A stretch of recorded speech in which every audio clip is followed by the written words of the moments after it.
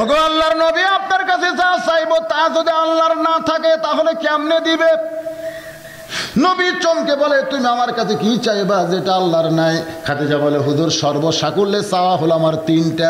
এক নম্বর চাওয়া হলো যে কোরআন শরীফ আল্লাহ আপনার প্রতি নাজিল করেছে, আপনি গাড়ি হীরার মধ্যে দীর্ঘদিন সাধনা করার পরে কোরআনের 5টি আয়াত যখন আল্লাহ আপনার প্রতি নাজিল করলো, আয়াতের প্রথম শব্দ হলো ইকরা। জোরে কোন কি?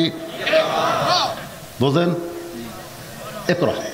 ফেরেশতা জিবরাইল কিন্তু নবীকে প্রথম বলেছিল ইকরা, আপনি পড়েন। নবী কি বলেছিল আপনারা জানেন? এই যে আমরা তাফসীর করি, পারি না। নবী বলেছেন ইন্নী বুইস্তু মুআল্লিমান, আল্লাহ আমাকে পারি না কোয়ার জন্য পাঠাইলি না। নবী কিন্তু নিজেই বলেছেন আল্লাহ আমাকে শিক্ষক করে দুনিয়াতে প্রেরণ করেছে। সুবহানাল্লাহ। আসলে নবী কি কইছে শোনেন। নবী বলছেন পড়বো না, জিবরাইল বলতেছে ইকরা পড়েন। নবী বলতেছেন পড়বো না। ফেরেশতা জিবরাইল বলতেছেন কেন পড়বেন না? নবী বললেন বিজরাইল তুমি পড়তে বললেই পড়বো না। জিবরাইল বলেন কেন পড়বেন না? পড়তে বললেই পড়বো না, আগে জানতে হবে পড়ার ধরন কি। ফেরেশতা জিবরাইল বললেন বিইসমি রাব্বিকাল্লাযী খলাক, আপনি সে আল্লাহর নামে পড়েন যে আল্লাহ আপনাকে সৃষ্টি করেছে। নবী বললেন জিবরাইল আমার কোনো আপত্তি নাই, আমি আল্লাহর পড়াটাই শুধু পড়তে চাই। আজকে আমাদের বাংলাদেশে প্রত্যেকটা সন্তানকে শিক্ষার শুরুতে আল্লাহর কোরআনের শিক্ষা দেওয়ার দরকার আছে না নাই? প্রাথমিক শিক্ষা হলো আল্লাহর কোরআনের শিক্ষা। হাফিজে মাদ্রাসাকে বর্তমান সরকার সরকারি করা দরকার। জোরে কোন কথা ঠিক কি না? সরকারি করা দরকার, নানা ধরনের সুযোগ দেওয়া দরকার। কিন্তু সুযোগ তো উল্টে। খাদিজা বললেন রাসূলুল্লাহ ওই যে আপনি গাড়ি হীরা থেকে নেমে আসলেন আর কোনোদিন গাড়ি হীরাই গেলেন না। আমি দেখেছি আপনি যেই জুব্বা পরে দীর্ঘ 3.5 বছর পর্যন্ত সাধনা করেছেন, ওই জুব্বাটা খুলে আপনি যত্ন করে রাইখা দিয়েছেন। আমি খাদিজা যেদিন মরে যাব ওই গাড়ি হীরার জুব্বাটা আমার কাফনের কাপড় হিসাবে দিয়ে দিবেন। সুবহানাল্লাহ বলেন না? 2 নম্বর চাওয়া হলো আপনার পবিত্র হাত দিয়ে আপনি খাদিজার দেহখানা কবরের ঘরে নামায় দেবেন। আমার 3 নম্বর চাওয়া হলো কবরে মাটি দেওয়ার পরে সবাই যখন চলে যাবে এমন সময় 2টা ফেরেশতা আসবে কবরে। আপনারা বলেন তো সেই 2 ফেরেশতার নাম কি? জানেন না? ফেরেশতা আসিয়া যখন জিজ্ঞাসা করিবে দিন কি তোমার মাবুদকে, বা তখন কি বলিবে। বাংলাদেশের আমি তো আগেকার 2 প্রেসিডেন্টকে দেখিনি।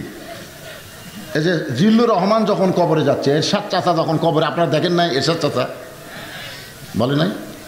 জিল্লুর রহমান তো প্রেসিডেন্ট থাকা অবস্থায় মারা গেছে। আমি নিজে দেখছি চ্যানেল এটিএন বাংলায় সরাসরি কবর দেওয়া দেখাচ্ছে। তাকে যখন কবর দিবে তার আগে একজন ঘোষক মাইকলে বলতেছে 5 স্তরের নিরাপত্তা আছে। কয় স্তরের? Army, RAB, BGB, police, answer বাহিনী, তোমরা কি প্রস্তুত? সঙ্গে সঙ্গে ওই 5 বাহিনীর লোকেরা রাইফেল উপর দিকে তুলে ঠাস ঠাস ঠাস ঠাস করে গুলি করলো। মুনকির নাকির বলতেছে আল্লাহ যে হারে নিরাপত্তা দেওয়া শুরু হলো আমরা কি ফেরত যাব? আপনাদের কি মনে হয় ফেরত গেছে? তাহলে সবাই একটু আমার সঙ্গে না পারলে গুনগুন গুনগুন করে করুন। ফেরেশতা আসিয়া যখন জিজ্ঞাসা করিবে দিন কি তোমার মাবুদকে, বা তখন কি বলিবে। আল্লাহ বিনে নাই রে মাবুদ, আল্লাহ বিনে নাই রে মাবুদ, জবানে তাই বলো রে বলো, মুখে আল্লাহ রাসূল সবে বলো, ও মুখে আল্লাহ রাসূল সবে বলো। সবাই কবরে মাটি দিয়ে যখন চলে যাবে খাদিজা বলতেছেন আমার কবরে আল্লাহ মুনকির নাকির পাঠায় দেবে। মুনকির নাকির যে 3টা প্রশ্ন করবে আমি উত্তর দিবার পারবো না, আমার পক্ষ থেকে আপনি উত্তর দিয়া দিবে। আপনি বলেছেন আমার কবর আল্লাহ জান্নাত বানায় দিবে, তারপরও এই 3টা চাহিদা যদি পুরা করেন আজ থেকে আর কবরের চিন্তা করে আমি কোনোদিন কাঁদবো না। সঙ্গে সঙ্গে আল্লাহ রাসূল খাদিজার কপালে চুমা দিয়ে বললেন, খাদিজা, ওই আল্লাহর শপথ করে বলতেছি, আমার আগে যদি আপনার মৃত্যু হয়, খুব খেয়াল করে শুনবেন, আমার আগে যদি আপনার মৃত্যু হয়, আপনার 3টা চাওয়াই আমি পুরা করব ইনশাআল্লাহ। তাহলে কে কখন মরবে এটা আল্লাহর নবীও, কিন্তু আমাদের মধ্যে কিছু লোক জানে না। আমি নড়াইল ওয়াজ করতে গেছি, ইতিমধ্যে পেপারের আমার হাতে দিচ্ছে, হুজুর দেখেন এই যে পেপারের হেডলাইন লেখা আছে, ফাঁসির মিছিল করবার আসে মরে গেল। পেপারের হেডলাইন কি? ফাঁসির মিছিল করবার আসে মরে গেল। কি বুঝতেছেন? 2000 ছেলে গোটা নড়াইল 2 ঘন্টা ধরে মিছিল করছে, ফাঁসি চাই, ফাঁসি চাই, ফাঁসি চাই, ফাঁসি চাই। যাওয়ার সময় মোটর সাইকেলে চড়ছে, এক মুরব্বী বলতেছে, কে বাবা কিসের? বলে ফাঁসির মিছিল করে এখন বাড়ি যাচ্ছি। তোকে দেখা শোনা যাস। মুরব্বীর ওপর 2 যুবক চটে গেছে, তুই বুড়া মানুষ, তোমার চোখের পাওয়ার কম, তুমি দেখে যাও, আমাকে কি দেখা লাগবে? ওদের মোটর সাইকেল চালান দেখে মুরব্বীর একটা সন্দেহ হয়েছে। নড়াইল চৌরাস্তা আছে, চৌরাস্তা, আমি নিজে সেখানে ওয়াজ করি প্রত্যেক বছর। উত্তর দিক থেকে ওরা দক্ষিণ দিকে মোটর সাইকেল নিয়ে যাচ্ছে, তো পূর্ব দিক থেকে পশ্চিম দিকে হানিফ হাও পামা আনা মিনাল মুশরিকিন, মানে হানিফ নামে একটা বাস আসতেছে। যখন কি বাস? হানিফ বাস। হানিফ বাস কিন্তু খুব কম দেখে, ওরা কিন্তু একবার চাঁদ উঠলে সহজে ব্রেক করে না, কথাটা বুঝলেন না ভাইজান? তো ওরা এই উত্তর দিক থেকে দক্ষিণে যাবে মোটর সাইকেল নিয়ে, চৌরাস্তার জাতি ওই হানিফ হাও মেরে দিয়েছে। এখন পেপারের হেডলাইন হলো, ফাঁসির মিছিল করবার আসে মরে গেল। তাহলে এখন বলেন, কে কখন মরবে এটা জানে কে? আরো জোরে বলেন। যদি একটাবারে চিন্তা করতাম, তাহলে কোনোদিন আমরা কাউকে হুমকি দিবার পারতাম? এবারে জিনিস, মা খাদিজা দুনিয়া থেকে বিদায় নিয়ে চলে গেলেন। আল্লাহর নবী দেখতেছেন, তখন তার 4টা মেয়ে। মা খাদিজার পেট থেকে মেয়ে হলো 4টা। জোরে কোন কয়টা? 4টা মেয়ে। একটা হলো রুকায়া, একটা হলো জয়নাব, একটা হলো কুলসুমা, আর একটার নাম হলো খাতুনে জান্নাত ফাতেমা। আমরা অনেক সময় মা ফাতেমা বলি। হাদিস শরীফে দেখলাম, নবীর বিবি যদি আমাদের মা হয়, আল্লাহ কোরআন দিয়ে বলেছে, জোরে কোন কি দিয়ে? নবীর বিবি হলো আমাদের মা। তাহলে খাদিজা আমাদেরকে, আরো জোরে কোন? তাহলে ফাতেমাকে?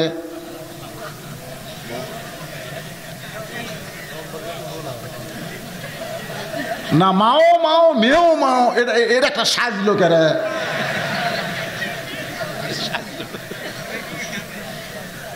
না, হাদিস শরীফ থেকে যা বুঝলাম, তবে আমরা ফাতেমাকে বোন কব না, আমরা ফাতেমা বলবো। জোরে কোন কি বলবো? খাতুনে জান্নাত ফাতেমা তো জোহরা। নবী তাকে দেখে 4টি মেয়ের মধ্যে 3টা মেয়ে বিনাই কি করে কাঁদতেছে, আর একটা মেয়ে কান্দে ঠিকই, চোখের পানি বের হয়, কিন্তু কান্নার কোনো সাউন্ড নাই। আল্লাহ রাসূল বলেছেন, মেয়েরা যদি কোরআন শরীফ পড়ে, আর কোরআন পড়া যদি পরপুরুষ শোনে, তাহলে সওয়াবের বদলে পাপ হবে, কারণ মেয়েদের জোরে কোরআন পড়াও জায়েজ নাই। সে মেয়েরা এখন ভাষণ দিচ্ছে। জোরে কোন কি দিচ্ছে? আচ্ছা, মনে করেন আমার বউয়ের দিকে তাকা থাকলে আপনাকে গুনাহ হবে, কিন্তু প্রধানমন্ত্রীর দিকে তাকা থাকলে সওয়াব হবে নাকি?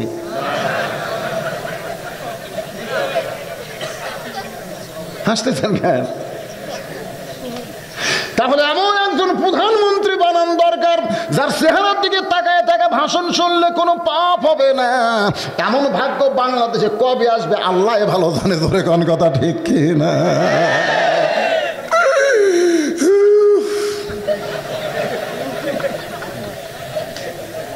কিরে ভাই, দুঃখ না? আমাকে দুঃখ না? কঠিন দুঃখের মধ্যে আমরা পড়ে আছি।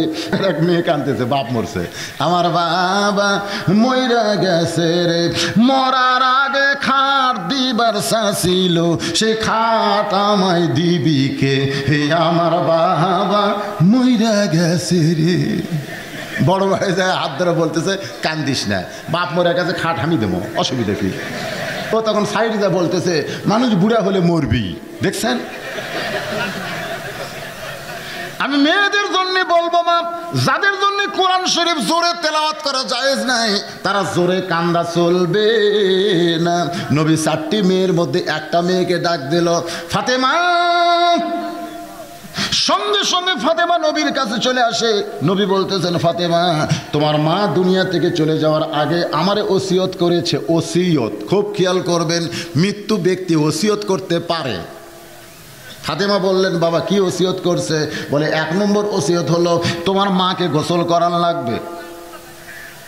2 নম্বর ওসিয়ত হলো তোমার মাকে কাফনের কাপড় পরান লাগবে। ফাতেমা বলতেছে, বাবা আমার আরও 3টা বোন আছে, ওই 3টা বোনকে সঙ্গে নিয়ে আমার মাকে গোসল করান যাবে না। রাসূল বললেন, তোমার মা শুধু তোমার কথা বলেছে, অন্য কাউকে সঙ্গে নেওয়া যাবে না। তোমার মাকে কাফনের কাপড় তোমাকেই পরাতে হবে, অন্য বোনকে সঙ্গে নেওয়া যাবে না। ফাতেমা বলতেছে, বাবা আমার আরও 3টা বোন থাকতে মা শুধু আমাকে কেন ওসিয়ত করলো? রাসূল বলতেছেন, এর ভিতরে মহান একটা শিক্ষা আছে। সুবহানাল্লাহ কোন। এখান থেকে আপনারাও শিক্ষা নেবেন যে আপনি মরে যাওয়ার আগে কিছু ওসিয়ত করবেন। কি ওসিয়ত? আপনি দুনিয়াতে একটা বাড়ি বানাচ্ছেন, যে বাড়িতে আপনি থাকার গ্যারান্টি নাই, 5 তলা একটা বিল্ডিং করতেছেন। আপনি বলেন তো, যেমন তেমন মিস্ত্রি দিয়ে ওই বিল্ডিং করবেন? যেমন তেমন না, কারণ আপনি জানেন যে 5 তলা বিল্ডিং করতেছি, কমপক্ষে 50 লাখ টাকা খরচ হবে। এটা তুইয়া মুইয়া মিস্ত্রি দেখাওয়া নাই। একটা ভালো মিস্ত্রি কোথায় পাওয়া যায় খোঁজ করেন। তো দুনিয়ার যে বাড়িতে আপনি থাকতে পারবেন না, সেই বাড়ি বানাতে যদি ভালো মিস্ত্রি দরকার হয়, যেই কবরে 40,000 বছর আপনার থাকা লাগবে, সেই কবর বানানোর জন্য ভালো মিস্ত্রির দরকার আছে না নাই? কথা কোন আছে না? যাই মরুক, ওরাই 5 জন, গোটা গ্রাম মিলে, গোটা এলাকা মিলে ওরা 5 জন চুক্তি লিছে। কেউ মরলি ওরাই যায়, মরার পরে যাই মরছে তার বেটাকে যায় না, কাকু যা বলে, ভাই আমরা তো কবর খুলবার যাচ্ছি, আমরা কিন্তু 5 প্যাকেট সিগারেট চাই। তখন কি করবে? বুদ্ধি নাই তো, 5 প্যাকেট সিগারেট দিয়েছে। ওরা বাড়ির থেকে সিগারেট ধরে গোরস্থানত যাচ্ছে, বাড়ির থেকেই সিগারেট টানতেছে, কান্দত কোদাল আছে, যে কবর খোলার সময় যাই কবরে দাগ দিয়ে দিচ্ছে, ওর মুখতে একটা সিগারেট টানতেছে আর দাগ দিয়ে দিচ্ছে। যাই কোদাল মারতেছে, ওর মুখতে একটা, যাই মাটি তুলতেছে, ওর মুখতে একটা সিগারেট। একটা ফেরেশতা গোরস্থানত নাই, সব সাইডে যা খাড়া হয়ে আছে। আল্লাহ কয়, খবর কি? মনে হয় ভাটা জ্বলতেছে। আল্লাহ, যে হারে সিগারেট খায় আমরা তো ধার দিয়ে যাবার পারতেছি না। অধিকাংশ কবর খন্ডওয়ালারা বেনামাজি। জোরে কোন কথা ঠিক কিনা? কথা কন না কেন? যেমন তেমন মানুষ যদি কবর খোঁড়ে, হয়তো বলবেন, হুজুর কি হবে? তেমন কি হবে? মরে গেলেই তো শেষ। মরে গেলে শেষ না, মরে গেলে অন্য ধর্মের মানুষ শেষ বলতে পারে, কিন্তু মুসলমান বিশ্বাস করে মিনহা খালাকনাকুম। পড়েন, মিনহা খালাকনাকুম অফিহা নুয়ুদিকুম অমিনহা নুখরিজুকুম তারাতান উখরা। রাসূল বললেন, ফাতেমা তোমার মাকে তুমি গোসল করাতে হবে, তোমার মাকে তুমি কাফনের কাপড় পরাতে হবে। এই 2টা মা তোমার ওসিয়ত করেছে। ফাতেমা বলতেছে, বাবা আমার মধ্যে মা কি দেখছে? এ কথা তো বলতে পারে যে আরো 3টা বোন একই মায়ের পেট থেকে হয়েছি, একই মায়ের পেট থেকে আমরা 4টা মেয়ে হয়েছি, কিন্তু মা 3 জনকে বাদ দিয়ে শুধু আমার কথা কেন বলতেছে? রাসূল বলতেছেন, ফাতেমা যেদিন তোমার ব্যাপারে তোমার মাকে আমি বলেছি, আল্লাহ তোমাকে খাতুনে জান্নাত ডিগ্রি দিয়েছে। কি ডিগ্রি রে?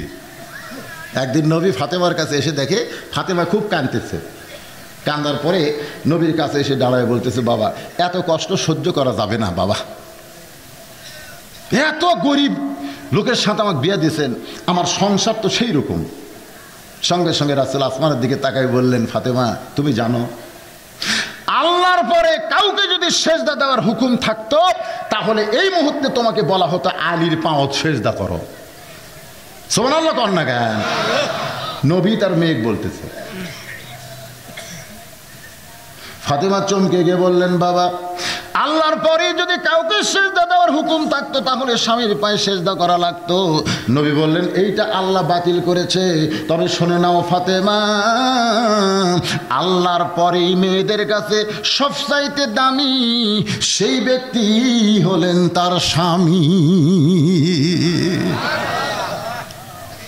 3-4 বছর পরে হযরত আলী নবীর কাছে এসে বলতেছি, ইয়া রাসূলুল্লাহ আপনি যে বাড়িতে যে কি মন্ত্র পড়ে দিচ্ছেন?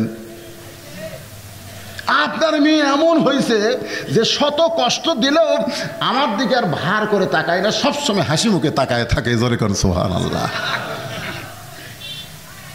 শোনেন, পেটে ভাত নাই, মুচকি মুচকি হেসে হয়তো আলীর কাছে ফাতেমা এরকম একটা ওড়না দিচ্ছে, ওগো স্বামী এই ওড়নাটা বিক্রি করে যা খাবার হয় একটু নিয়ে আসেন।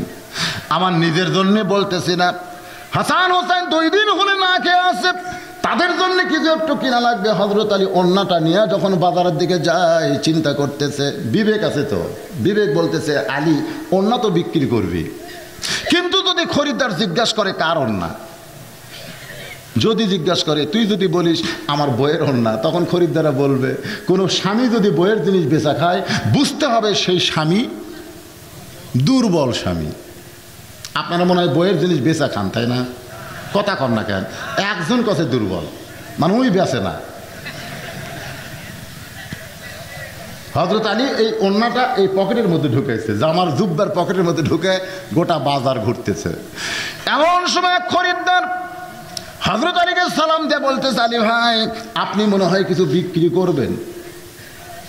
হযরত আলী চমকে যায়, আমার পকেটের মধ্যে জিনিস আছে আর আমি বিক্রি করব, এটা কেমন খরিদ্দার? তাকায় দেখে একটা ব্যাগ হযরত আলীর সামনে ধরেছে, পকেট থেকে ওড়না বের করে যখন ব্যাগের মধ্যে দেয়, আলী তাকায় দেখে খরিদ্দার একটাবারও ওড়নার দিকে তাকায় নাই, পকেট থেকে 6টা দিরহাম দিয়ে যখন চইলা যায়। হযরত আলী চিন্তায় পড়ে গেলেন, জীবনে এমন খরিদ্দার কোনোদিন দেখলাম না, ওড়না হাত দিয়ে স্পর্শও করলো না, ওড়নার দিকেও তাকালো না, আবার ওড়নাটা ব্যাগের মাথা ধরে চলে যায় 6টা দিরহাম দিয়া, এক দৌড়ে চলে গেছে খাদ্যের দোকানে। দোকানদারকে ডাক দেয়া বলে, দোকানদার ভাই আমার হাসান হোসেন 2 দিন হলে না খেয়ে আছে, এই 6টা দিরহামের যা খাবার হয় তাড়াতাড়ি প্যাকেট করে দাও। আমার মায়েরা যারা পর্দার অন্তর আছেন একটু মনোযোগ দিয়ে শুনবেন, একটা মেয়ে কত ধৈর্যশীলা হলে আল্লাহ তার খাতুনে জান্নাত ডিগ্রি দেয়। জোরে কোন সুবহানাল্লাহ। এমনি এমনি দিছে।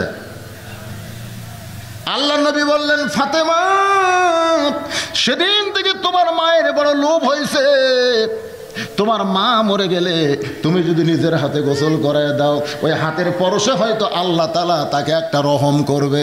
এবার ফাতেমা নিজে একা একা, একটু মনোযোগ দিয়ে শুনবেন, মা খাদিজাকে গোসল করানোর পরে বাবার কাছে এসে বলতেছে, বাবা মাকে গোসল করানো হয়েছে, এখন কাফনের কাপড় কিনে দেন।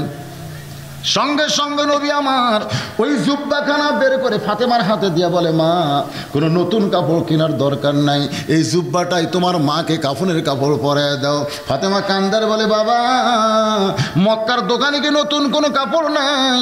নতুন কাপড় না দিয়ে এই পুরাতন জুব্বা কেন দিচ্ছেন বাবা? ও বাবা আমি সব সময় মায়ের কাছে থাকতাম, মায়ের কাছে থাকতে গিয়ে মায়ের জীবনের অনেক গল্প আমি জানি। সুবহানাল্লাহ কোন? যে মেয়েটা সব সময় মায়ের কাছে থাকে মায়ের জীবনের গল্প জানে না?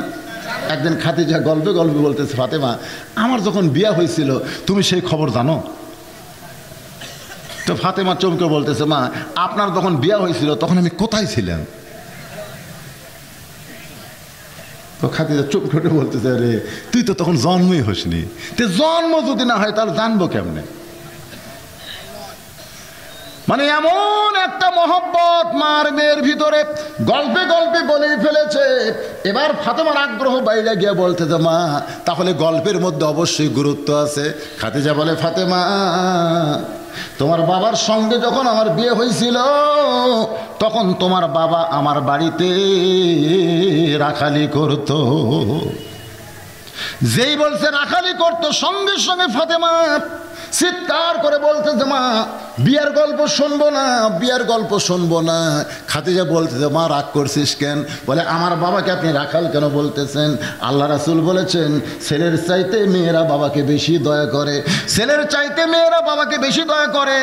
আবার সেই বাবা সম্পদ দেওয়ার সময় মেয়েরে ফাঁকি দেয়। ঠিক 20 বিঘা 22 বিঘা সম্পত্তির মধ্যে 20 বিঘা ছেলে দিয়েছে আমার এলাকার এক হাজি সাহেব। 1 বিঘা মেয়েরে দিয়ে বাকি 1 বিঘা বোক দিয়ে ওই সাদা কাপড়ের এহরামের কাপড় নিয়ে যাচ্ছে আর বলতেছে, ভাই কাকু ঠকায়নি, কাকু ঠকায়নি। তো কিভাবে? বলে, ছেলের 20 বিঘা দিছি, মেয়ের 1 বিঘা দিছি।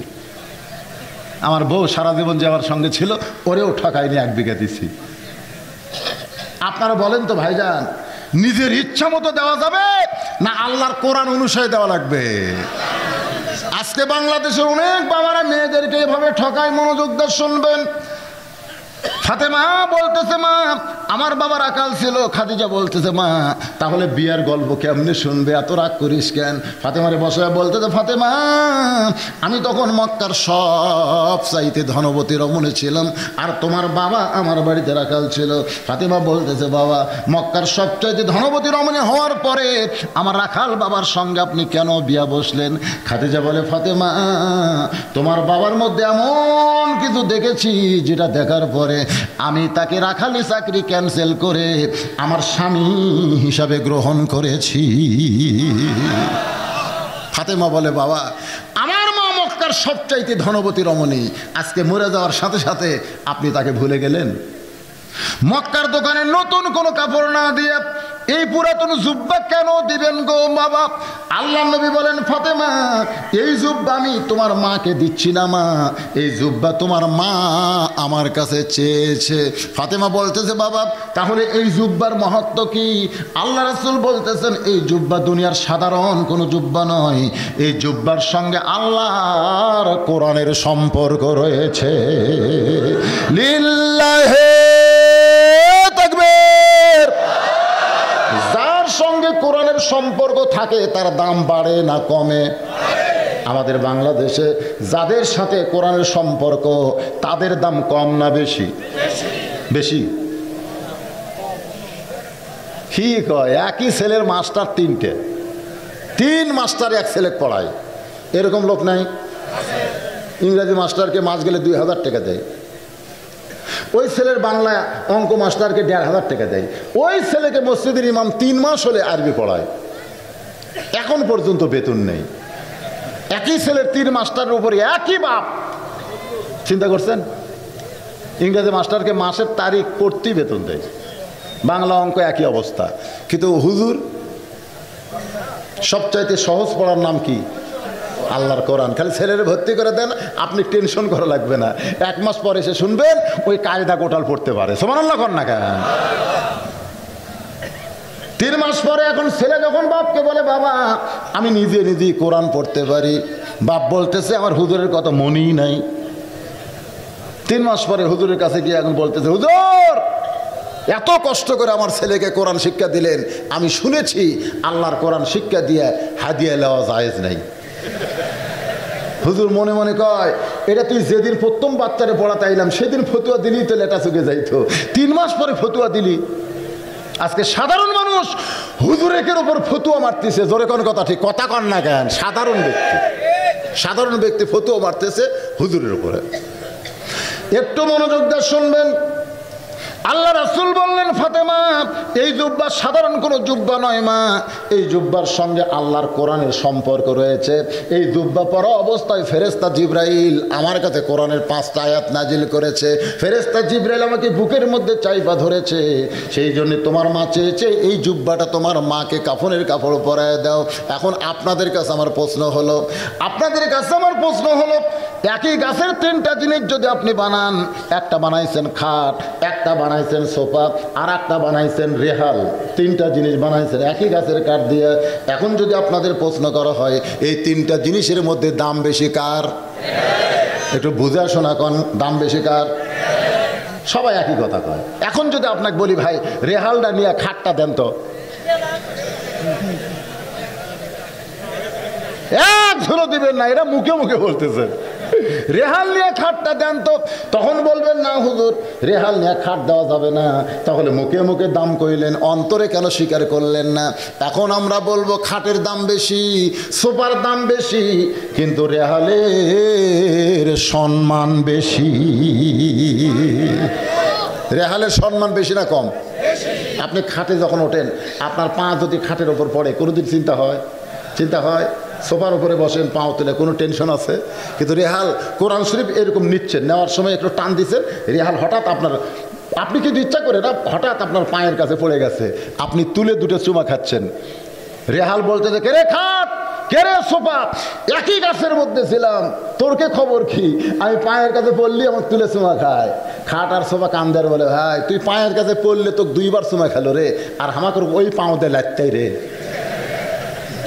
তো বলতেছে তাহলে একই গাছের মধ্যে থাকলাম, তোদের লাত্তি খাওয়ার কপাল হলো আর আমার চুমা খাওয়ার কপাল কেন হয়? তখন খাট আর সোফা বলতেছে, তোর সঙ্গে আল্লাহর কোরআনের সম্পর্ক আছে, কোরআনের সম্পর্ক থাকার কারণে তোর ভাগ্য হয়েছে চুমা খাওয়া, আর ওর সাথে সম্পর্ক না থাকার কারণে আমাদের ভাগ্য হচ্ছে লাত্তি খাওয়া। আজকে বাংলাদেশে মুসলমান দাবি করার পরে কোরআনের সঙ্গে যদি সম্পর্ক না রাখি, তাহলে ভারতের লাত্তি খাওয়া লাগবে, আমেরিকার লাত্তি খাওয়া লাগবে। জোরে কোন কথা, ঠিক কথা কন না কেন? কি মনে করতেছেন? গতবার 300 টাকা পেঁয়াজের দাম কেন বাড়লো বুঝতেছেন না? আমরা যেদিন দেখলাম প্রধানমন্ত্রী 500 টন ইলিশ দিছে, পরের দিন থেকে পেঁয়াজের দাম বেড়ে গেছে। কেন আমাদের সরকার ইলিশ দেয় আর ওরা পেঁয়াজ বন্ধ করে দিল? কারণ কি? অনেকে বলল ইলিশ পাক করবার গেলে যে পেঁয়াজ লাগবে, এই জন্য ভারত বন্ধ করছে।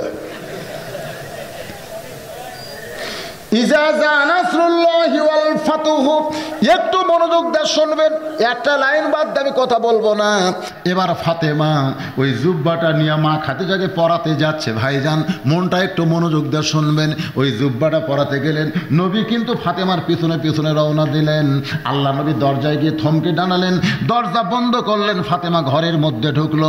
এখন আপনাদের কাছে আমার প্রশ্ন হলো, নবী দরজায় দাঁড়িয়ে থাকলেন আর ফাতেমা ঘরের মধ্যে গেল, কারণ কি?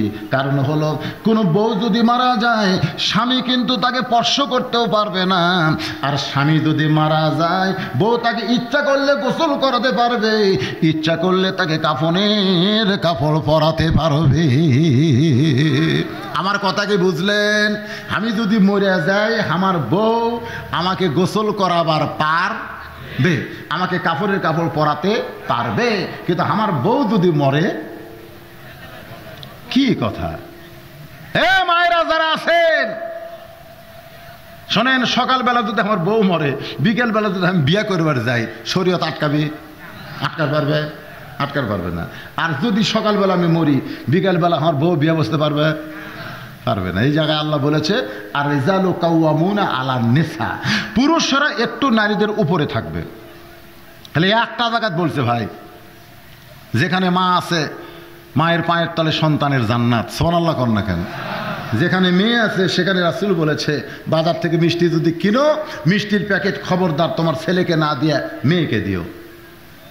বাজার থেকে মিষ্টি আনতেছেন, আসার পরে ছেলে মেয়ে দুটোই দৌড়াচ্ছে, মেয়ে কিন্তু মিষ্টির প্যাকেট লিবার দৌড়ে আসবি না, কিন্তু তারপরে যদি আসে আপনি প্যাকেটটা মেয়ের হাতে দিবেন। রাসূল বলেছেন খবরদার ওই ছেলের হাতে যান দিও না।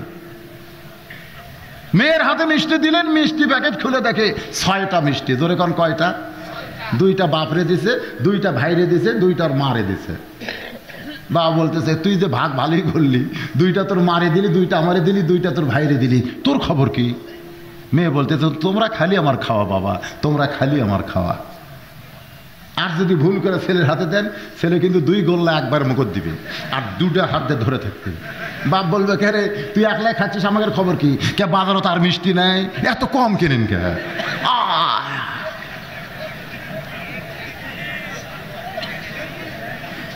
ছেলেদের চাইতে মেয়েদের কথা ইসলাম বেশি বলেছে, আবার বাপের চাইতে মায়ের কথা ইসলাম দিয়েছে, দাম দিয়েছে। জোরে কোন সুবহানাল্লাহ। খালি এক জায়গাত, খালি স্বামী আর বউ, এই জায়গাতে একটু আল্লাহ স্বামীর ওপর থসে, তাতে ওরকে কি রাখ। ওরা মিছিল করে নারী পুরুষের সমান অধিকার দিতে হবে, দিতে হবে। জোরে কোন কথা ঠিক কিনা? এরকম মিছিল আমাদের বাংলাদেশে আছে না নাই? নারী পুরুষের সমান অধিকার। তার মধ্যে শাহরিয়ার কবির টবির যে নাস্তিক, এরা আবার এটা মিছিল বেশি করে। তা আমি ওয়াজ করতে বলে থাকি, পদ্মার চরে জ্বালা জ্বালানি চাটায় রস্তাজি বানাইছে ঘর। হঠাৎ একদিন উঠছে ঝড়, এত জোরে ঝড় উঠছে, ধুলাবালি খেলে উঠতেছে, তো দরজা খোলা যাচ্ছে না, জানলা খোলা যাচ্ছে না, খালি বালুজে। তখন যারা বলতেছে পেশাব লাগছে গো, বউ বলতেছে ঝড় উঠছে, দরজা খোলা যাবে না, দরজা খুললে বালু আসা কিন্তু ঘরে এসে শেষ। তো স্বামী বলতেছে তাহলে ঘরের কোনাত করি। বউ বলতেছে বড় মানুষ পেশাব করলে দুর্গন্ধ হবে।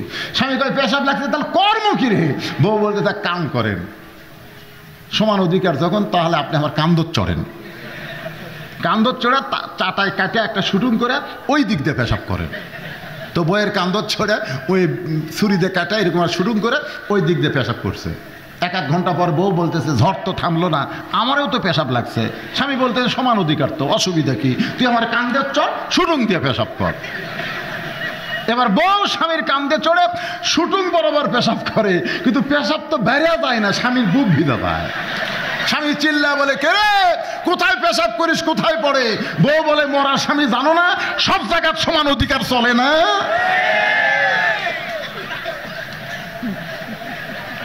কি মনে করতেছে নবী দরজার দাঁড়িয়ে গেছে আর ফাতেমা ঘরের ভিতরে। আল্লাহর বান্দার একটু মনোযোগ দিয়ে শুনবেন, রাসূল দাঁড়িয়ে আছে দরজায় আর ফাতেমা ঘরের মধ্যে ঢুকলো। নবী দরজা বন্ধ করে দিলেন। কিছুক্ষণ পরে মা ফাতেমা ঘরের দরজা খুলতেছে, নবী তাকায় দেখে ফাতেমা মুস্কি মুস্কি হাসতেছে।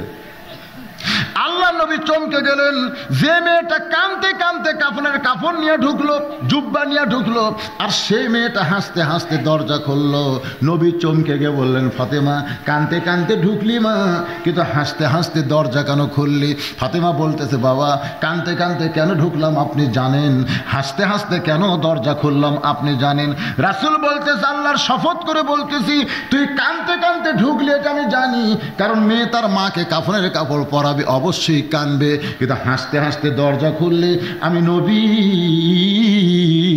জানি না। এখান থেকে প্রমাণ হলো আমাদের নবী গায়েব জানে। জোরে কোন গায়েব জানে? হ্যাঁ, নবী বললেন যে কানতে কানতে তুমি ঢুকছো এটা আমি জানি, কারণ মেয়ে তার মাকে কাফনের কাপড় পরাবে, অবশ্যই কানবে, কিন্তু হাসতে হাসতে দরজা খুললে এটা আমি নবী জানি না। ফাতেমা বলতেছে, বাবা এতদিন মনে করতাম আপনি বাইরেও জানেন ভিতরেও জানেন, কিন্তু আজকে দেখতেছি না। তাহলে নবী যদি গায়েব না জানে, আমাকে খাজা বাবা মনে হয় জানে নাকি? দয়াল বাবা, পীর বাবা, হায় হায়। আল্লাহ নবী বললেন, ফাতেমা কি কারণে হাসতে হাসতে দরজা খুললি? ও মা, তোর কাছ থেকে আমি নবী শুনতে চাই। মা ফাতেমা হাসতে হাসতে দরজা কেন খুললো, কে শুনবে? আরো জোরে বলেন, কে শুনবে? আল্লাহর নবী শুনবে। নবী যদি শোনার আগ্রহ প্রকাশ করে, তাহলে আমরা নবীর উম্মত, আমরা কি শুনবো না? কি কারণে ফাতেমা হাসতে হাসতে দরজা খুললো? কানতে কানতে ঢুকলো আর হাসতে হাসতে দরজা কোন কারণে খুললো? কারা কারা শুনবেন আল্লাহকে একটু হাত দেখান। লিল্লাহে তাকবীর, হাত নামান। আমার মায়ের হাত তো আমি দেখতে পারলাম না, ওরা বাদে কি করলো? কি কন মায়ের হাত?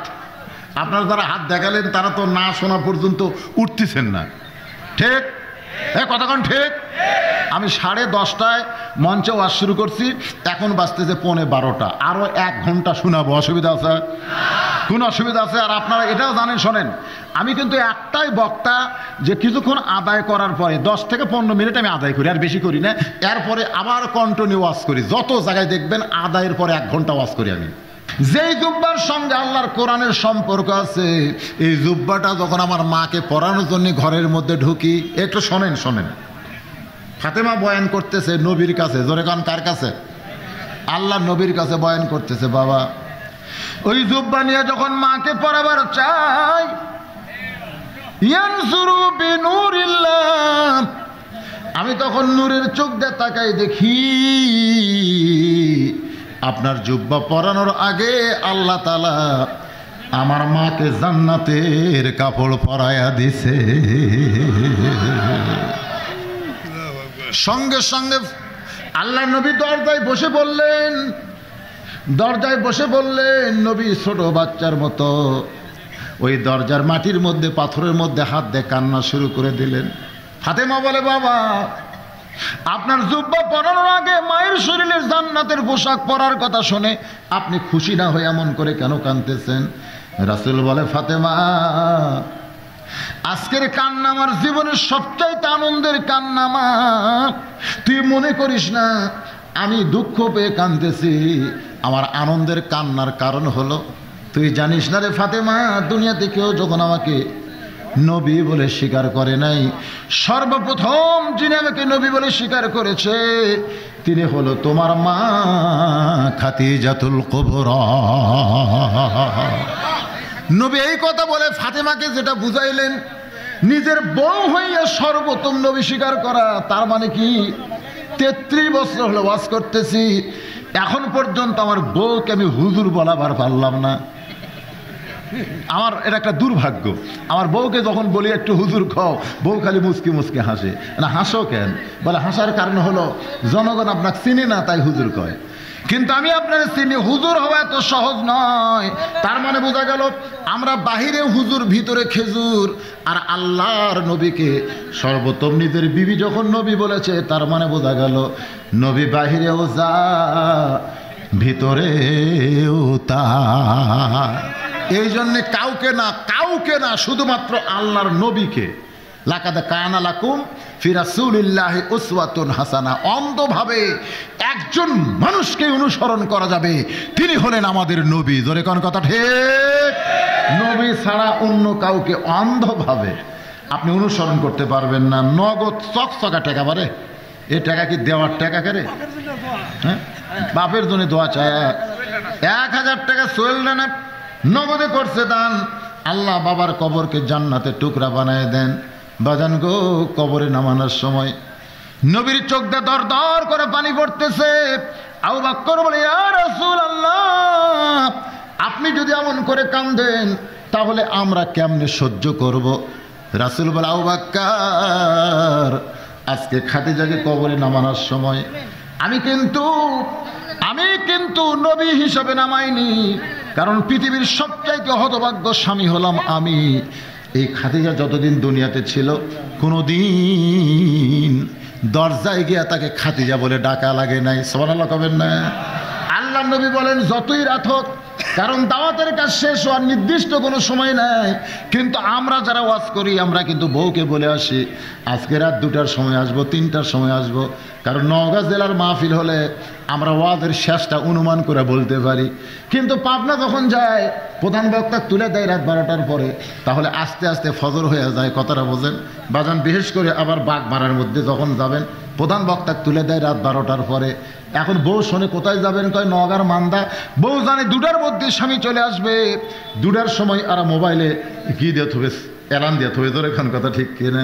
এখন 2টার সময় যদি কোনোদিন যাবার না পারে, হাইরে গরম ভাই, কি রাত্রে কোন জায়গায় গেছিলেন, কি হঠাৎ তো বিপদ হতেও পারে, পারে কি পারে না? এত সচেতন থাকা যাবে।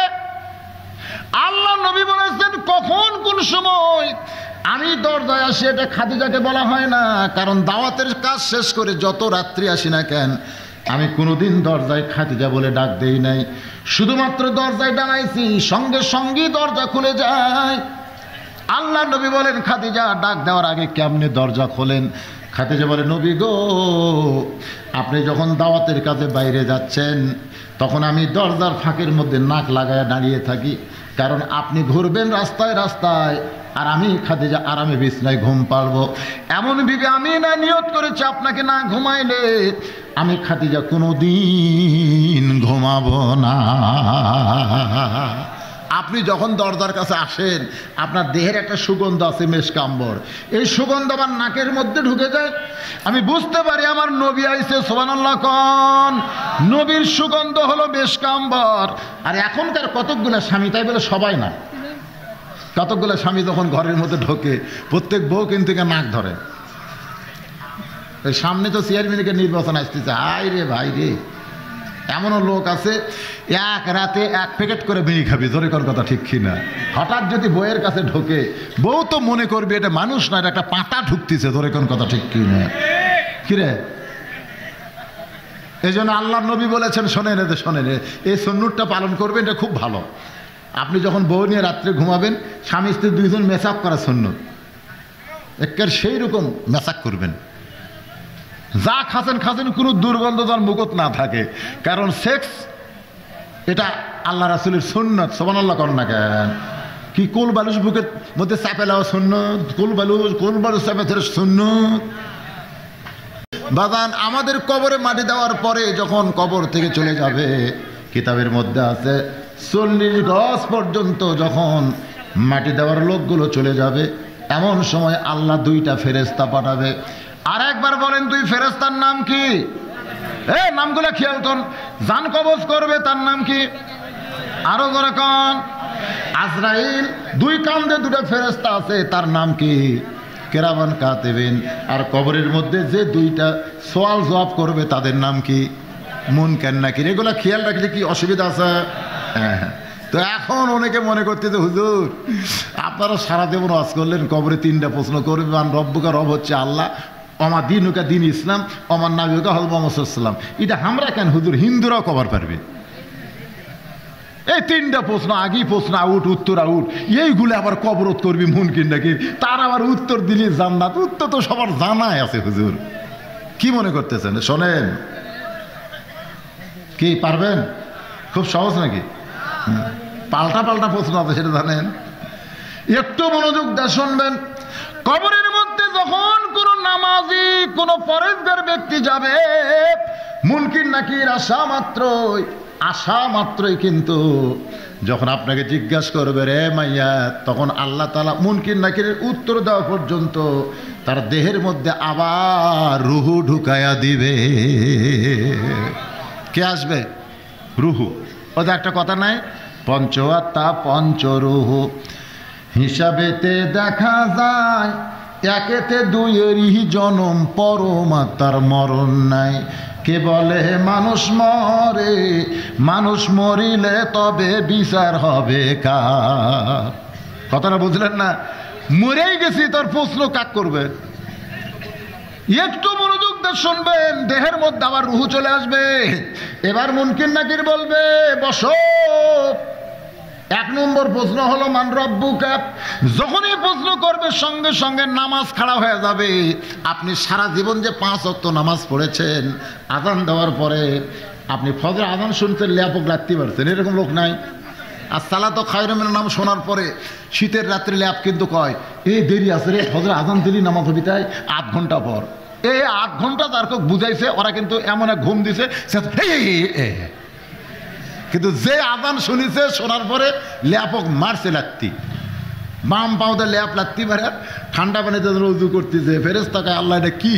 আল্লাহ বলতেছে ঠান্ডা শীতের মধ্যে ল্যাপক লাগতে পারে যারা মসজিদে আসলো, মনে হয় এরা একটা নতুন করে বদর যুদ্ধ করলো। জোরে কন্যা সুবহানাল্লাহ।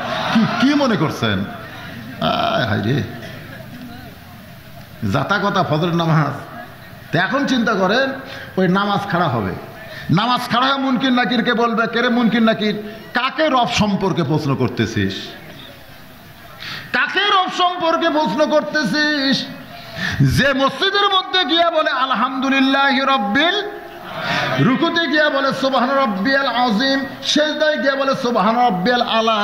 রে মুনকির নাকির বলতো একদিনে কত রাকাত নামাজ পড়েছে আর কতবার রব রব কইছে, হিসাব দে দে। মুনকির নাকির চিন্তাত পড়ে যাবে। তাহলে 5 ওয়াক্ত নামাজ ফরজ কয় রাকাত? তাহলে 17 রাকাত ফরজত কয়বার সূরা ফাতিহা কসে? তাহলে রুকুত কয়বার করে কসে? সিজদাত কতবার করে কসে? তারপর সুন্নত আছে, নফল আছে। না ভাই আমরা পারতেছি না। তো নামাজ বলবে তোরাই পারিস না, তো প্রশ্ন করিস কেন? মুনকির নাকির বলবে আল্লাহ মান রব্বুকা প্রশ্ন করার সাথে নামাজ খাড়া হয়ে যেরকম হামাকরক ধরছে, এখন আমরা করি কি? আল্লাহ কয় রব বাদ দে, রব বাদ দে। কারণ যে ব্যক্তি নামাজ পড়েছে বারবার রব্বিয়াল আলা, রব্বিয়াল আযীম, আলহামদুলিল্লাহ রব্বিল আলামিন বারবার বলার কারণে আর রব সম্পর্কে প্রশ্ন করার দরকার কি? ওই রবকে সঙ্গে নিয়েই কবরে শোতে। সুবহানাল্লাহ। এবার প্রশ্ন, এই শোনেন, যারা বেনামাজি ওরা কিন্তু আটকে যাবেন ভাই। এশার মাগরিব নামাজ কারা পড়েননি সেটা আমার জানার প্রশ্ন না। প্রশ্ন হলো ফজরের নামাজ কারা কারা পড়বেন না? আপনি বলতেছে তাই? এটা আমার সামনে যে যুবকেরা বসে আছে, এরা কেন নামাজের কথা শুনলেই চিন্তা করে কি এক ওয়াজ রে। সামনে রমজান মাস আসতেছে না? কোন আসতেছে না? অনেক যুবক দেখবেন আমাদের এলাকায় তো গতবার করোনা হয়তো ওরা তো বিপদত পড়ছে, এবার তার করোনা নাই, এবার তা ওই গত বছরকার কাজা কিন্তু আদায় হবে। ধরে কোন ঠিক কি না? যায় নামাজ একটা কান্দত লিয়া সেই মশান, যেটি যেটি ফ্যান ফ্যান আছে মসজিদের, যেটি যেটি ফ্যান ওটি ওরা যায় নামাজ বিছেছে। নতুন মুসল্লি হঠাৎ এসে ফ্যান দখল, আর যারা সারা বছর নামাজ পড়তেছে ওর কাছে চান্স নাই, মানে সব ফ্যান এই এরা দখল করছে। কি বিপদ!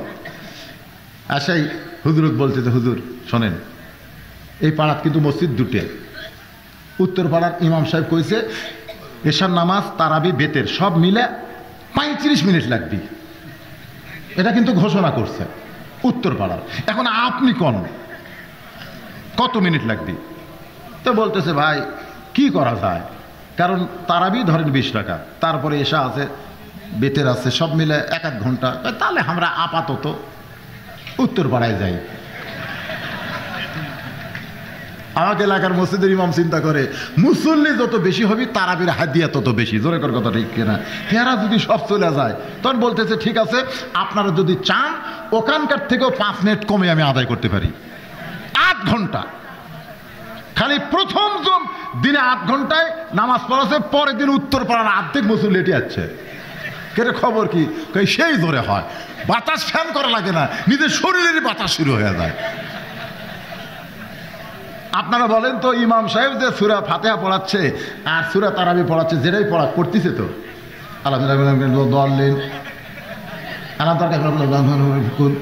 মানে এত জোরে পড়ছে, 2 কান্দের দিয়ে ফেরেশতা কলম ডাবা বাড়ি পারেনি, কেন এইভাবে খাড়া করে তুলছে। আল্লাহ কয় কে রে ফেরেশতা, যে হারে পড়তেছে তোরকে কলম ডাবে না কেন? ফেরেশতা কয় আল্লাহ বুঝবারই পারতেছি না, লেখমো কি? এই তাড়াতাড়ির নামাজে আমাদের কিছু যুবকেরা মসজিদে আসে, জোরে কোন কথা ঠিক? হ্যাঁ, আর ওই 7 দিন পর জুম্মার নামাজে শেষে এসে আগে যায়। আমি তাদেরকে বলতেছি, যা করছি আজ থেকে মনে করব যে কোনো সময় আমাদের মৃত্যু হবে। আল্লাযী খলাকাল মাউতা ওয়াল হায়াতা, মনে আছে না ভুলে গেছেন? তাহলে ফজর থেকে বাকি জীবনে একটা ওয়াক্ত নামাজ বাদ দিব না, এইরকম নিয়তে কি আমরা তওবা করতে পারি? কারা কারা পারি আল্লাহকে একটু হাত দেখায়। লিল্লাহি তাকবীর, হাত নামান। আজকে লতিফিয়া কি রে, কি হলো রে? ঠিক আছে, সুবহানাল্লাহ খান। আল্লাহ তোমার যুবকেরা তওবা করেছে, তওবা মানে ফিরে আসা। একটু মনোযোগ দিয়ে শুনবেন। এখন বলতেছে আমার দিন ওকা, তোমার দিন কি? 1 নম্বর তো শেষ, নামাজ যে ধরছে মুনকির নাকির, আল্লাহ বলতেছে 1 বাদ দে, 2 ধর। 2 নম্বর প্রশ্ন করছে অমা দিন ওকা, তোমার দিন কি? দিন বোঝেন আপনারা? অমাইয়াবতাগি গায়রাল ইসলাম দীনান ফালাই ইউকবালা মিনহু ইন্নাদ-দীনা ইনদাল্লাহিল ইসলাম। এই দিন সম্পর্কে প্রশ্ন করবে, অমা দীনুকা, তোমার দিন কি? সঙ্গে সঙ্গে শোনেন, ওই যাই শুয়ে আছে কবরত, এই তো মশান দিয়ে আছে। ইসলামী আন্দোলন বোঝেন? ইসলামী আন্দোলন খাড়া হয়ে গেছে, খাড়া হয়ে বলতে চাই মুনকির নাকির, কাকে দিন সম্পর্কে প্রশ্ন করলে? আল্লাহর দিন দুনিয়াতে গায়েব করার জন্য 11 বার জেল খাটছে। কয়বার? কথা কন, কয়বার? চোর না, ডাকাত না, বাটপার না, পুলিশে কি খুঁজিছে? বাপ পর্যন্ত ডাক দেখা, এই এই আমার গ্রামিকার ছেলে নাই, আমার গ্রামিকার ছেলে নাই। একটা ছেলে পুলিশ ধরবার আসে না, তোর ধরবার আসে কেন?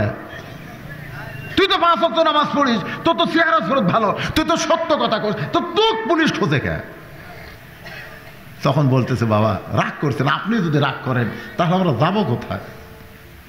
বাপ চোখের পানি বের করে বলে আমি রাগ করি নাই, আমি রাগ করি নাই বাজান, তুই ভালো মানুষ, তুই ভালো ছেলে, তারপরে তোকে পুলিশ খোঁজে কেন? ছেলে বলতেছে বাবা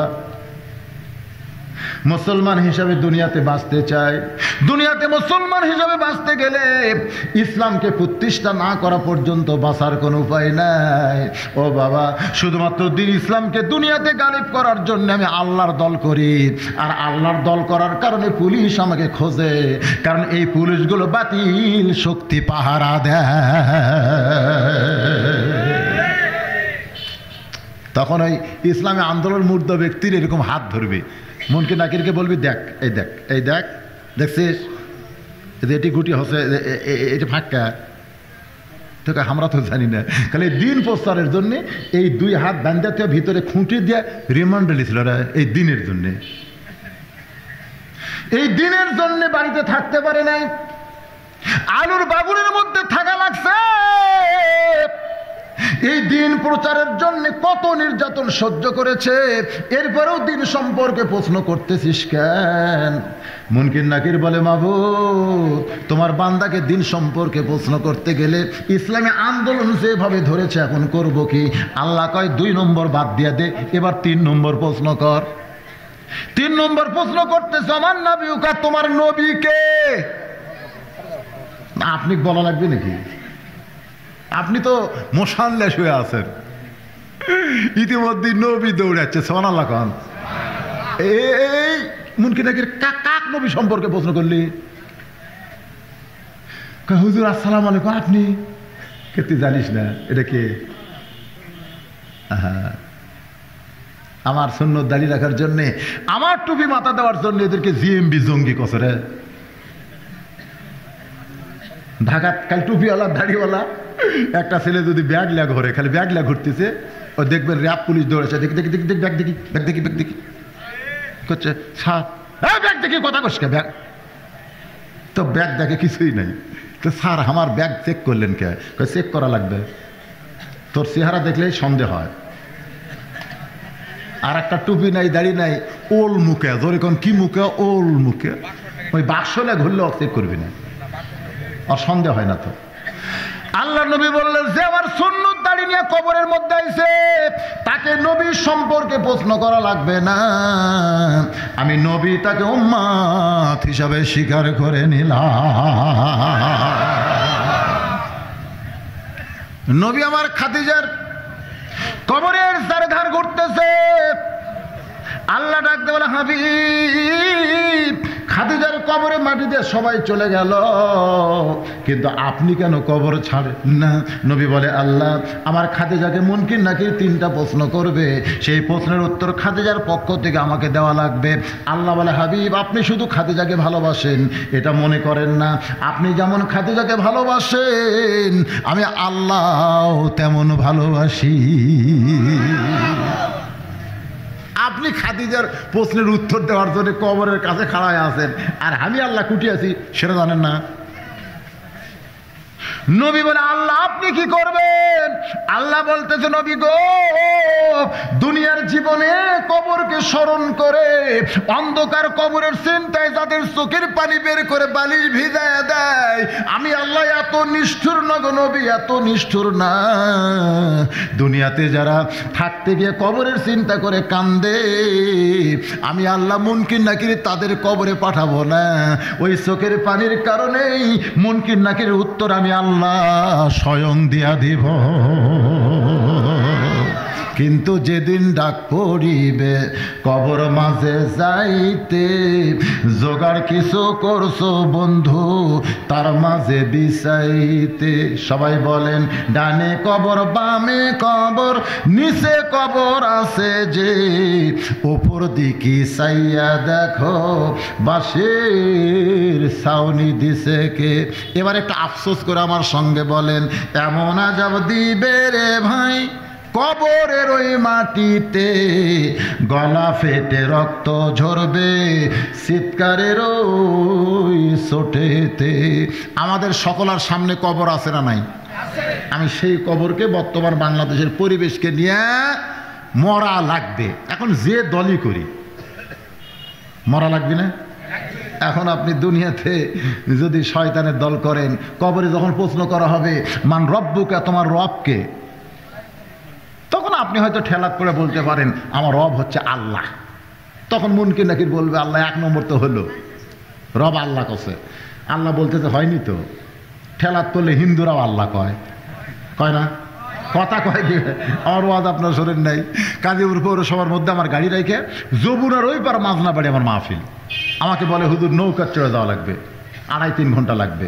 আমি বললাম ভাইরে বড় নৌকা ছাড়া হবে না, লঞ্চের মতো নৌকা নিয়ে আসলো, মাঝখানে আমাকে বিছনা করে দিচ্ছে, আমি বিছনাত বসলাম। নৌকা যখন যমুনার মাঝখানে হঠাৎ আসমানে কালো মেঘ করে বাতাস শুরু হলো। ওই নৌকার মধ্যে 2টা হিন্দু ছিল, ওরা আবার বিপদে বলে ঠাকুর খোঁজে। হিন্দুরা বিপদে বললে কি খোঁজে? ঠাকুর খোঁজে। আর আমার ঠাকুরের মতো মনে করে আমার কাছে এসে বলতে যে হুজুর আসমানে মেঘ বাতাস শুরু হলো, কিছু একটা করেন। তাই আমি বললাম কি করুন ভাই? আপনি জানেন না এরকম বিপদে পড়লে আজান দেওয়া লাগে। আমি বললাম তোমরা হিন্দু হয়ে আজানের কি বোঝো? আমাদের বাড়ি হলো মুসলমান এলাকা হুজুর, এরকম বিপদে মুসলমান আজান দেয়, 1বার দিলে কমে, 2বার দিলে ভালো হয়। আমি বললাম তোমাকে ভগবানের খবর কি? 2 হিন্দু নিচের দিকে তাকা বলে হুজুর খবরদার এই সময় তার ভগবানের কথা কন না, ভগবান জায়গা মতো থাকে, সব জায়গায় থাকে না, আর মুসলমানের আল্লাহ হলো সব জায়গায়। আমি কইলাম আল্লাহ রে, ঠেলা তোলে এরা আল্লাহ কয়, জোরে কোন কথা ঠিক কিনা? তা আল্লাহ বলবে মুনকির নাকি আল্লাহ তো ঠেলা করে সবাই কবে। মুনকির নাকির বলে আল্লাহ তাহলে কি প্রশ্ন? এবার আল্লাহ বলবে রে মুনকির নাকির, তাকে প্রশ্ন কর, রব যদি তোর আল্লাহ হয় তাহলে বাংলাদেশে আইন মানছিস কার? না প্রশ্ন করবে তাহলে রব যদি আল্লাহ হয় তো রাস্তার কোন সাইড দিয়ে হাঁটছিস? তো হচ্ছে বাম সাইড দিয়ে। তো আল্লাহ রবের হুকুম কি? ডান সাইড। তো তুই বাম সাইড হাঁটলি কেন? রব যদি তোর আল্লাহ হয় আইন মানছিস কার? আল্লাহর মানছেন? মানছেন? তখন বোবা হয়ে থাকা লাগবে। কি ও কি? এই শোন, তুই আল্লাহর আইন হয়তো মানবার পারিস নি, কিন্তু আল্লাহর আইন মানার জন্য যে চেষ্টা করা লাগবে সেই দল করছো। কয়ে না ওরকম আমরা গাইলেছি রাজাকার কয়ে জঙ্গি কয়ে বলবো দিকে, ও তুই আল্লাহর দলও করিস নি, দলগুলা গাইলেছু, আর এখন ঠেলাত পড়ে আল্লাহ করছো লাগা বাড়ি। লাগা বাড়ি আপনার কোন ওটি লাগানোর মতো 2টা ফেরেশতা থাকবি না? একটার চোখ নাই, একটার কান নাই, খালি সমানে বসাবি ভাই। যদি ফুলগুলো হয় অভিমানে ঝরে যায়, আমি মালা গেথে বলো কারে পরাবো। একটা গান আছে না? নাই? সে যে যখন তখন মোরে করে জ্বালাতন, এবার আসুক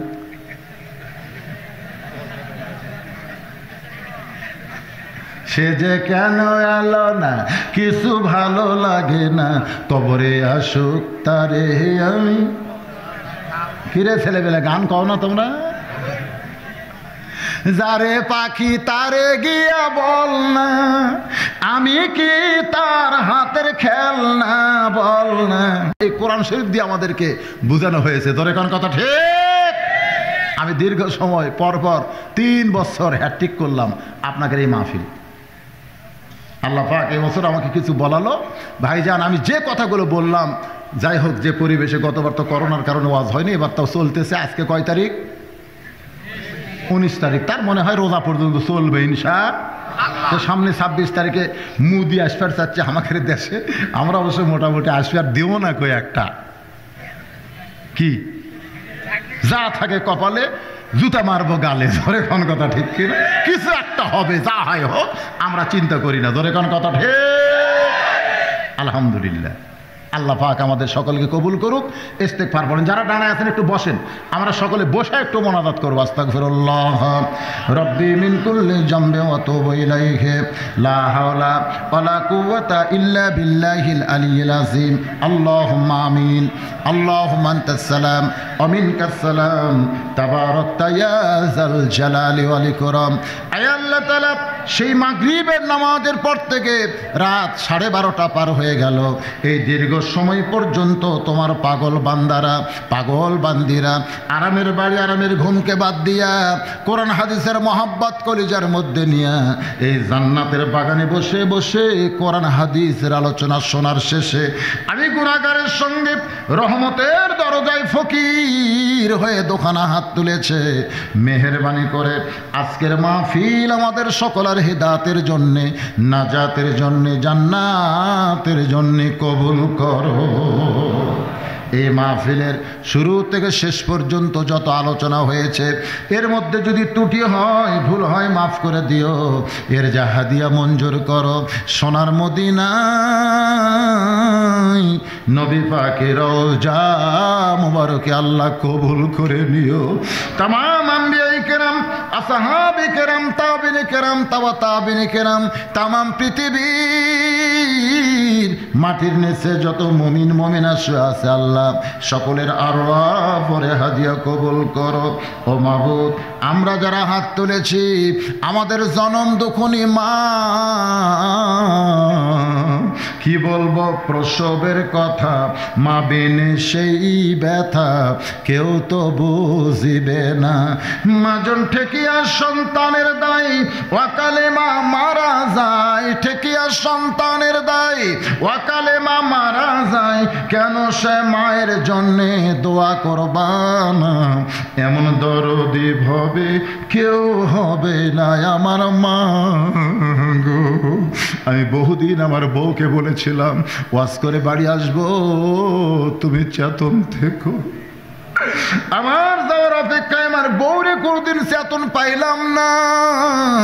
আমার মা যে ঘরে ঘুমাই ওই ঘরের জানলার পাশ দিয়ে হেঁটে যায়, মামার জুতার শব্দে বলে বাজান আমি এখনো ঘুমাই।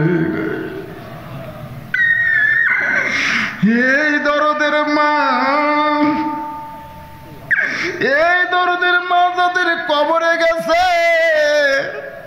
আল্লাহ গভীর রাত্রে তোমার কাছে কান্দি, মায়ের কবরকে তুমি জান্নাত কবুল করো। বাবার বাড়ি ঘর সবই আছে, আমি সহ আমরা যারা বাবা হারা এতিম হয়ে গেছি। খাইনি রে নিজে, বাবা খাইনি রে। বাবা কোনোদিন ভালো বিছনায় ঘুমায় নাই। বাবা মাটির বিছনায় শুয়ে ছেলের খাট বানায় দিছে। ছেলের ভবিষ্যৎ ভালো হওয়ার জন্য বাবা না খাইয়া ছেলের লেখাপড়া করাইছে। আজকে সেই বাবা যাদের কবরে গেছে আল্লাহ, আমি সব আমরা যারা বাবা হারাইতে হয়ে গেছি, মেহেরবানি করে বাবার কবর জান্নাতের টুকরা বানায় দাও আল্লাহ। আমাদের দাদা দাদি, নানা নানা, আত্মীয় স্বজন, শ্বশুর শাশুড়ি যাদের কবরে গেছে আল্লাহ মাফ করে দাও আল্লাহ। এই লতিফিয়া মাদ্রাসাকে কিয়ামত পর্যন্ত কবুল করো। এই মাদ্রাসায় জায়গা দিয়া, মাদ্রাসায় জমি দিয়া, টাকা পয়সা দিয়া মাদ্রাসা তৈরি করে আল্লাহ তোমার দরবারে হাত তুলেছি মাবুদ, কিয়ামত পর্যন্ত কবুল করে নাও।